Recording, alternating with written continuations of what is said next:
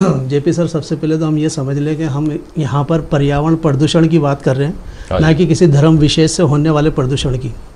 और रही बात दीपावली की, तो हमें ये समझना होगा कि मर्यादा पुरुषोत्तम श्री रामचंद्र जी, जो कि एक राजकुमार थे, जब वो लंका फतेह करके लौटे तो उनके आने की खुशी में दीपोत्सव हुआ था, ना कि पटाखे फूटे थे।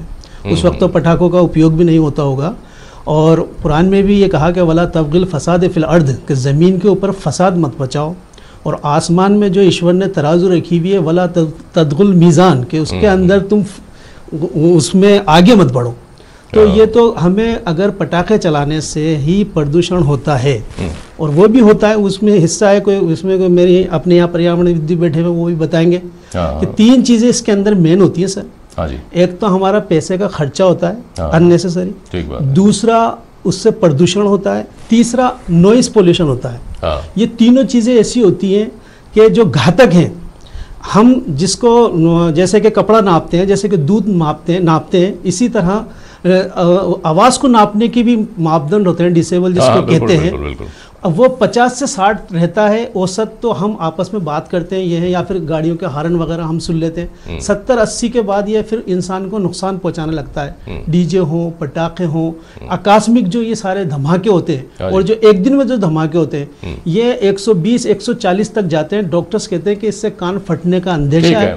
असीम शर्मा, अलावा असगर साहब कह रहे हैं कि पैसे की बर्बादी होती है, धुआं फैलता है जो रोगों को जन्म देता है, और जो जो ध्वनि प्रदूषण है वो तो अपने आप में खतरनाक है। ये आपको आपकी बात का जवाब मिल गया?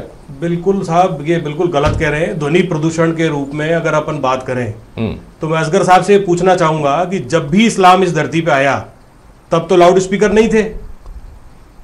तो आज इनकी हर मस्जिद के अंदर जो आजान होती है उससे भी ध्वनि प्रदूषण होता है, तो उसको क्या बंद कराएंगे ये? शर्मा जी, तो प्रदूषण की अगर आप बात करेंगे, देखिए ऐसा है, मेरी बात सुनिए, अगर हमारी मान्यताएं हैं और हमारा धर्म किसी उत्सव को मनाता है, और उसके अंदर अगर मान लीजिए पटाखे चलाना, दीपोत्सव करना, ये हमारी एक परंपरा है, हिंदू रीति है, तो उसके अंदर आपको उंगली उठाने का कोई अधिकार नहीं है। अगर कुर्बानी से आप सोचिए कितना जल प्रदूषण होता है, कुर्बानी से कितना ज्यादा वायु प्रदूषण होता है, कितना जीव जंतु का प्रदूषण होता है। सवाल रेस कीजिए, उस पर बात होगी।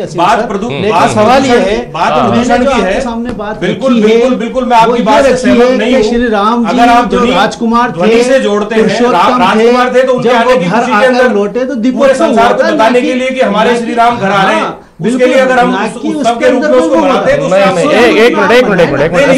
एक मिनट सुनिए। असगर साहब आप ये कह रहे हैं कि तब चूंकि पटाखे नहीं चलाए गए थे, इस बात के कोई प्रमाण नहीं मिलते कि तब पटाखे चलाए गए हों, इसलिए पटाखे क्यों चलाए जाएं, ये कह रहे हैं आप।